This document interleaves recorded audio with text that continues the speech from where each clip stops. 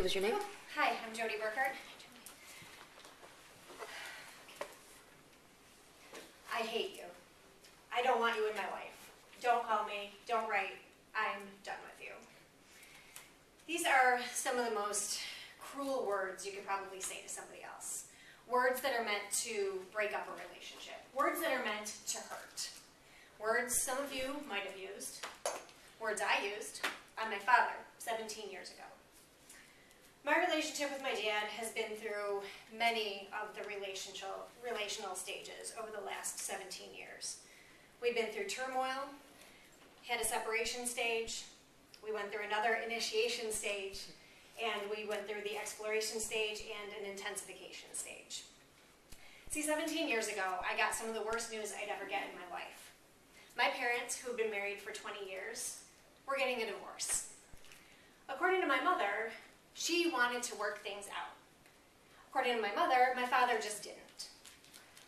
This launched us into a state of turmoil. As I struggled to figure out what was going on with my family, I eventually chose sides in my parents' conflict. This choosing of sides led me to decide to push us into a separation stage. See, I felt like he had done my mom wrong. And by association, I felt like he had done all his kids wrong, me included. So I wasn't interested in his feelings or seeing things from his point of view. I cut him off. Beebe and Ivy, in the book Communication Principles for a Lifetime, say that family is in a category of relationships of circumstance. That means relationships that form simply because our lives overlap with others' lives in some way. But they also say that these relationships can change into relationships of choice. Relationships that you choose to either stay in or to end. I was choosing to end this relationship. But something happened that made me reconsider my choice. My mother's new love interest, after a few years, died suddenly.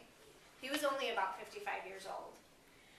I went to his wake with her and listened to stories after stories from his family and close friends. And the sentiment of regret was repeated throughout these stories. I wish I had known him better. I wish I had gotten to talk to him about this. I wish we had more time. I realized that day that I never wanted to say those things about my dad. So I began an initiation stage with my father. I wrote him a letter the next day. I told him how I felt about the divorce. Told him a couple things about my life and asked him how he was. About 3 years had gone by since I had talked to him. We quickly moved into an exploration stage. He was pretty eager to get back into a relationship with me.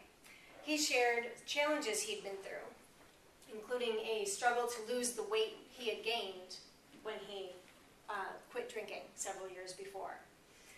We began to share a passion for running. One of my most proud moments, we ran a marathon together and embraced at the finish line.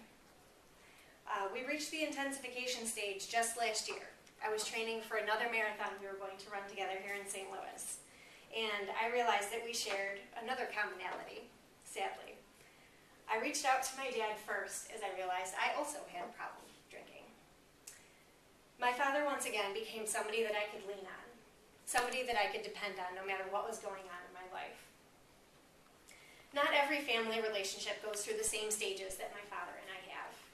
We went through turmoil, we went through separation, went through what I actually call a re-initiation stage, and we went through exploration and intensification.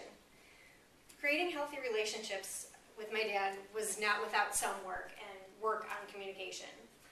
In Beebe and Ivy's book, they talk about self-disclosure as one of the most important forms of communication. They say, disclosing personal information not only provides a basis for another person to understand us better, it conveys our level of trust in and acceptance of the other person. My relationship with my dad wouldn't be at this stage without that trust and acceptance of each other. And boy, am I glad, because I don't want to end up regretting things at the end.